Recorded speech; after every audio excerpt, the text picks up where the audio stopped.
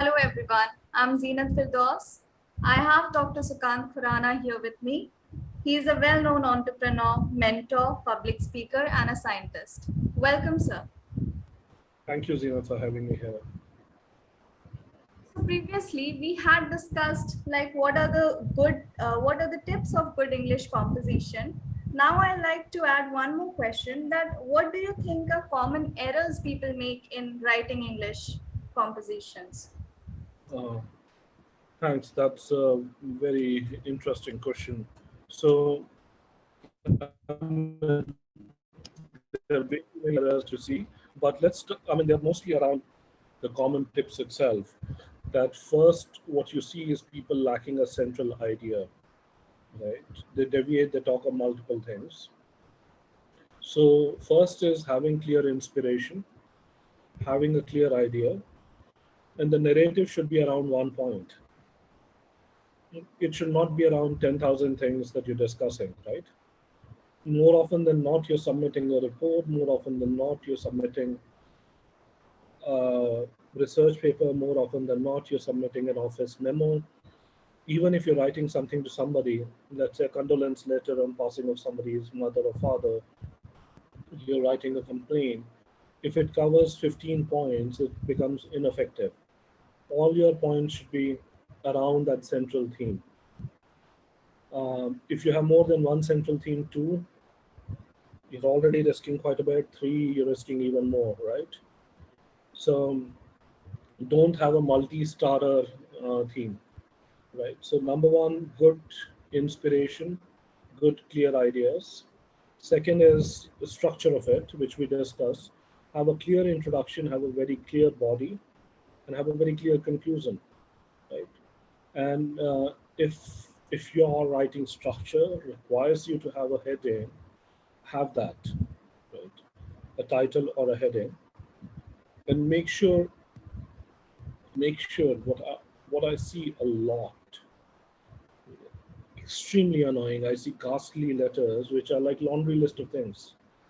They're rambling.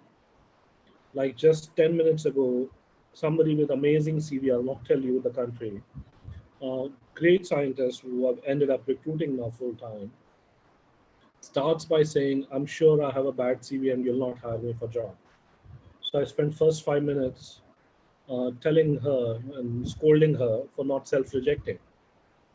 In the end, she was very happy and is now part of her team. But you know, great technical skills, lack of confidence, lack of clear structure. In her message to me, the introduction is something else, the body is something else, and conclusion is self-rejection. Right? Then why even bother? Had I not paid attention to looking at the CV carefully, whatever was essentially written to me, I would have rejected based on the way it was written. So, whatever you write, your introduction, your body, your conclusion should be doing that, and everything should not be just a mere formal addition to it. Conclusion is not just summarization, right? You will elaborate a little bit, you show the wisdom, right? In some cases, you don't need to just look far. Some cases, you need to look around the edges. That takes wisdom.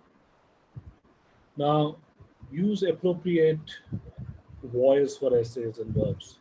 Whether it is active voice or in some circumstances passive is required. Usually, a combination of change of voice is actually not a good idea. Keeping the voice same is usually good. There are exceptions, uh, right? And it's also very important to make sure the words you use, right? Because most of your writing is non-fiction, are believable. Not everything is amazing, not everything is heavenly. If I see you screaming, if I hear you screaming wolf every day, I'll stop believing in you, right? So, whatever you're telling anyone should be believable. The choice should be appropriate. So, I often see the choice is not appropriate. And this happens a lot when English is not the first language of people. When they send something like this, you often see writing where it's over the top, optimistic, pessimistic, florid, right? And you can figure out people are not saying what they really mean. Be consistent with your point of view and tense, and do use your own vocabulary. If you've heard some word, do use it, make it part of your vocabulary, but also use it once it's part of your vocabulary, right? Um, it's at times funny to see people use wrong vocabulary because they've read something somewhere, they find it good word, they don't really understand the difference in the nuances. Um, Two synonyms are not perfect synonyms, like the word complete and finish are nearly identical in several cases, but in some cases they can mean quite opposite things also. I've just used one case. There are thousands of such cases in English language. So make sure the words are part of your vocabulary. You're not using them carelessly, and especially if it's not your first language, do read it over once, twice, thrice. Anyone who goes to top learns not to press the send button on an email immediately. Last great bit which will help you is simple piece of advice: edit, edit, edit. Read your thing, see how it can be interpreted. The more important the message, the more time you spend on it before you send an email or you send a written thing, signed thing, right? Spend time on things. Don't shoot from hip. So these are the common mistakes. I hope they can help with people in their composition. Thank you, sir. That was definitely very helpful.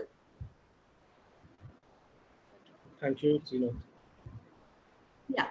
Anyone who is interested in free training at Ioncure can apply at volunteer@ioncureRx.com. Thank you. Thank you.